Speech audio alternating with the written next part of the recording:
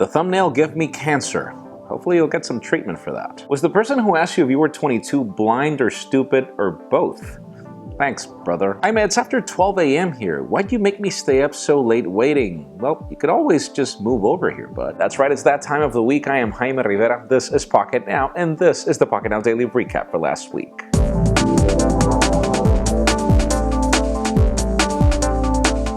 Last week, the conversation began with the Galaxy S7 and the Galaxy S7 Plus. We had some tips that the device will probably be available in February, and I asked you if you had to pick between either of them, which one would you decide on? We had 796 comments. Why do we need an S7 Plus when we have the Note line? And I totally agree with you. But then again, I don't know, it's always good to have variety, and Samsung is just huge on that. I would choose the S7 Plus because I would be more productive with a screen that large, and also consuming media would be better. I do agree, I am becoming fond of phablets. They are just more convenient for the things that we usually do on smartphones lately.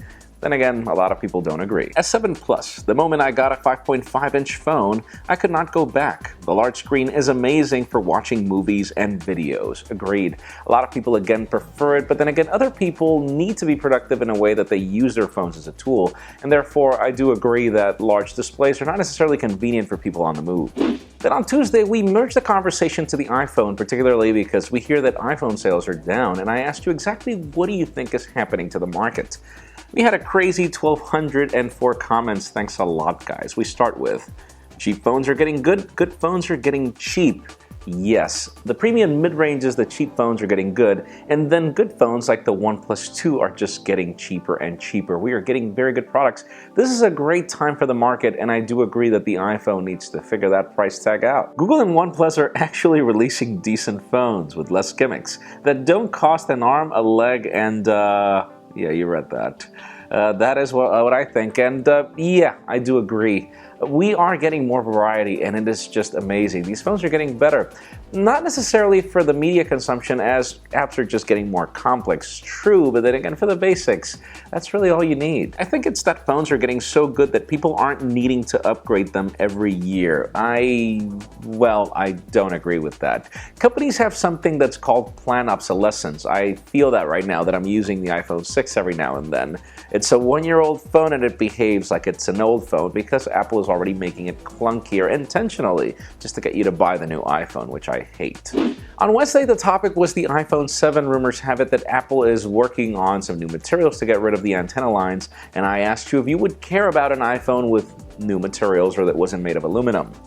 We had 788 comments. We start with, I wouldn't mind as long as it wasn't made of plastic, and you know, this is rather interesting.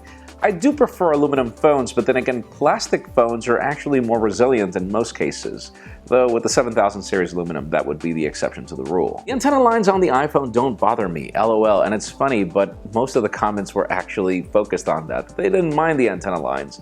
And, well, hey, that's cool for you. Apple should have just stayed with the iPhone 5S design. A lot of people also made this comment, and yeah, I do like the fact that Apple played with aluminum and glass. I feel that that would be a very, elegant alternative. Let's just see if Apple follows that or figures out something else. Then on Thursday, the topic was again the iPhone. We heard that Samsung and LG were very close to signing a deal with Apple regarding OLED displays, and I asked you what was your favorite display technology, and the funny part is that most of the comments weren't really about that. But anyways, we had 983 of them. We start with IPS, natural colors, and this was actually the only comment that was focused on IPS. Everybody else preferred OLED, but yeah, true, IPS does a better job when it comes to color reproduction in almost every case. Apple be like, we are happy to announce a revolutionary new feature in the iPhone. Retina LED is here, and you're making fun of this. You got a lot of likes because you're actually right. That's the way Apple does it. Question is, why wouldn't you want OLED displays? And that's a very interesting point. But then again, a lot of people, again, prefer the color reproduction of IPS. And then other people come from my day where OLED displays were pentile. And then again, we wouldn't have the quality of color and contrast that we had with IPS. Obviously, Samsung has done an amazing job with that. We just would like to see how Apple would implement it on an iPhone. And then finally, Friday, the topic was the LG G5. We heard that some of the specifications that we see on the B10 will come to the G5, but then again, some of the specs will actually drop, like battery capacity in addition to other things. And I asked you, are you excited for the G5 rumors or not? We had 916 comments we start with. LG needs to change its ugly UI first, and yes, high five, I do agree with that. I can't wait for the G5. I own the G4 right now and it's awesome. Really hope that it comes with more clean UI and a fingerprint scanner and I will be sold, and I do agree.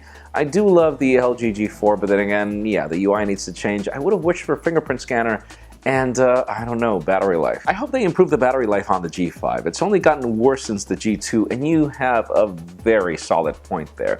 The G2 has been one of the best phablets out there that wasn't intentionally a phablet, with a great battery life. I am not sure what LG has done to not improve on that legacy that it brought with the G2, but then a lot of people complained about the battery not being removable back then. So I wouldn't mind if LG went back to a non-removable battery if it were that good. That's it for the Pocketnow Daily Recap. Thank you very much for watching. A couple of tips if you want your comments to be featured. Number 1, keep them short. Number 2, stick to the point. Number 3, try to get some thumbs up. It'll help us to spot them a lot easier.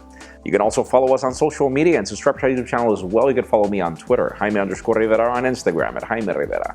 Please give this video a thumbs up if you like what you saw. I am Jaime Rivera. Thank you very much for watching. We will see you next week.